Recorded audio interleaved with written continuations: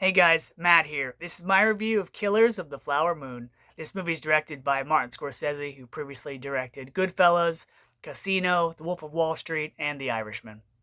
This movie stars Leonardo DiCaprio, Lily Gladstone, and Robert De Niro. The plot of this movie takes place in the 1920s in Oklahoma, and the Native Americans, called the Osage, live on a piece of land. And it's not until oil is discovered on this land that they become very wealthy, very rich.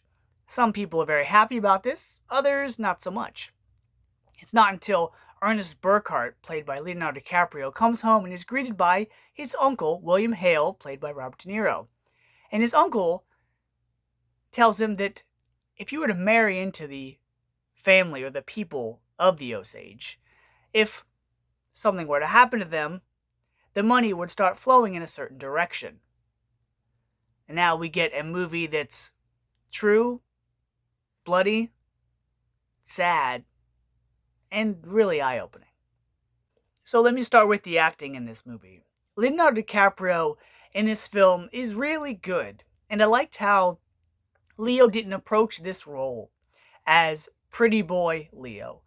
It wasn't a role where you could look at this character and be like, oh man, that's Leo.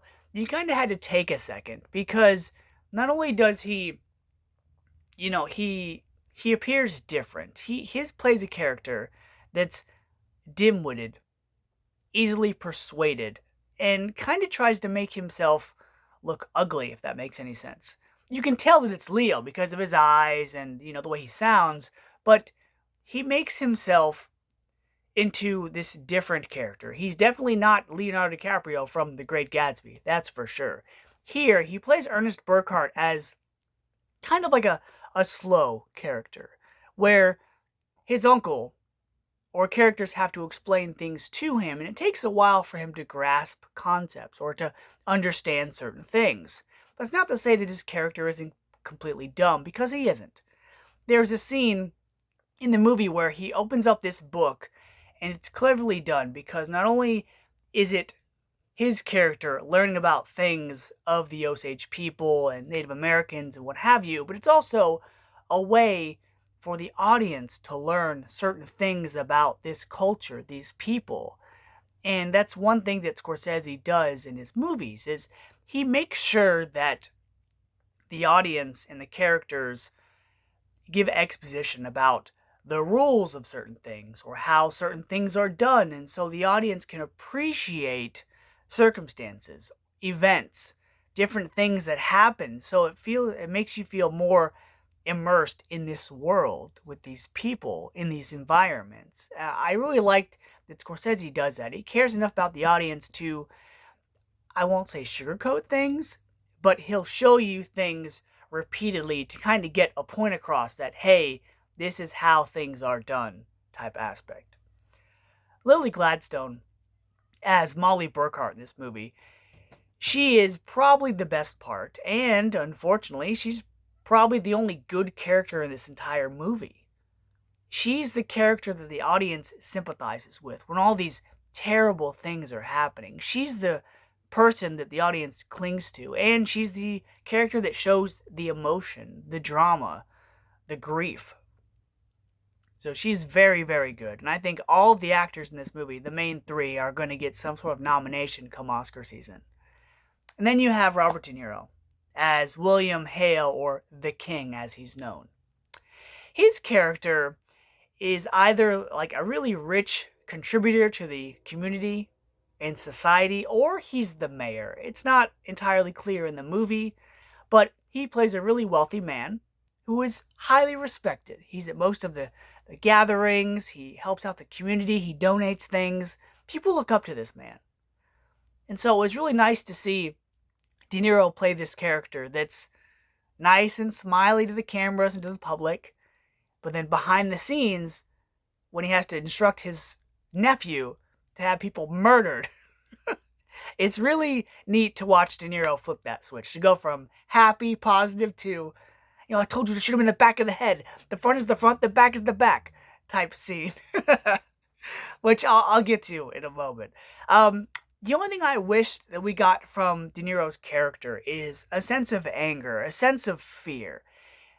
Whenever he's instructing DiCaprio to carry out these things and talk about stuff, he does it so calmly, so smoothly, like, hey, I want you to go kill all these people. I want you to marry into this family, that way when they die, we get the money. He does it like that. There's never really a scene where he fears for his safety or his life, or he worries about things crumbling down. He kind of puts all that worry on everybody else. So I kind of felt that there was no stakes involved with his character because he didn't show any emotion towards any of that. He was always calm and collected. And that's one way to portray a character, but when you have this long movie, you kind of feel like he'd reach a breaking point at some time. Also, this movie does something really interesting. In the book this movie is based on, whenever the murders and the ongoing start happening, they don't really reveal who's behind it until the end in the third act. Here, right out the gate, they tell you. So it's kind of like we're waiting on the character of Lily Gladstone or other people to kind of put the pieces together. As far as the rest of the acting goes, everyone in this movie does a really good job. A lot of the characters are minor, except for, I forget his name, I think it's Steven Smith. He plays Leonardo DiCaprio's brother in the film. He's a reoccurring character. He was fine. A lot of the characters are really just minions or side characters that either get killed or carry out the killings. So there's not a whole lot of depth to them, but a lot of characters do show back up and have certain scenes that way you can identify who they are and what role they carry out. Jesse Plemons is a notable actor in this movie from the trailer. He does a good job. He plays a federal agent sent down to investigate the murders. And his story arc in about the third act is nice because he plays a federal agent who is pretty much the founding of the FBI. And so when the cops get involved and people start to worry and get nervous, that's where you really sit up because you're like, all right, this movie's going to go one of two ways. Either they're going to get their comeuppance or everyone's going to die. The movie also stars Jonathan Lithgow in some later scenes, Brendan Fraser, and a couple other notable actors that pop up here and there. You know how Scorsese likes to have his, who's who of names pop up, and so here is no exception. Now, this movie is going to invoke some emotions, like anger and sadness. You have these people that have the power that are doing bad things to innocent people that don't deserve it. You have greed taking over. And if there's one thing Scorsese is really good at doing that he's done for most of his career, it's show people and how greed can corrupt them. And how if somebody wants something bad enough, they're going to let nothing stop them to get what they want. In this movie, this story is a good example of that. In a lot of moments, it felt like the film Goodfellas, where you had these people that had this power, that really didn't have a care in the world, that can look at other people beneath them, step on them, kill them, eradicate them, do whatever they wanted to because, you know what, color of their skin, or it's the title they hold, or it's the people that they know, etc. So there were a lot of scenes where characters would be walking along the sidewalk and they just walk up to others and just kill them. There was a lot of moments like that. That's why, in a way, this felt like a Western mafia movie, where people would just get killed off, people would just do killing like it was just another day. And so after a while, you get frustrated because these people, do these terrible things to others. And in some tokens, you just become a little desensitized to it because it happens so often.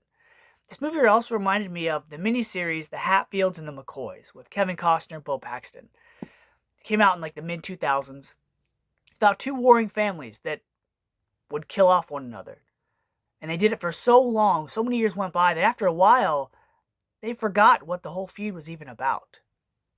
And that's also what it felt like, where you had characters just killing off one after another, and just, in the end, for no good reason. For greed. And that's it. This movie was violent. It is tragic, and it will make you very upset. And there's a scene in the movie that beautifully illustrates that, where these characters are on a stage talking about the events that happened. And they talk about so much, but at the same time, they leave out some of the most important details. And Martin Scorsese once again delivers a very well told movie about important events that, a lot like Oppenheimer, a movie that if people just see it as entertaining actors on screen, they may not get it. But if they look at it and see it and hear it and learn from it, you know, depending on the kind of movie you want and are going to see, that's what movie making is all about. And Martin Scorsese, once again, does a really, really great job. And that's why he is who he is. He makes a project he's passionate about, and he makes the audience feel something after watching the movie. And that's what great directing is. And Scorsese's definitely knocked it out of the park with this one. So because of that, I'm going to give Killers of the Flower Moon an A. So until next time, guys.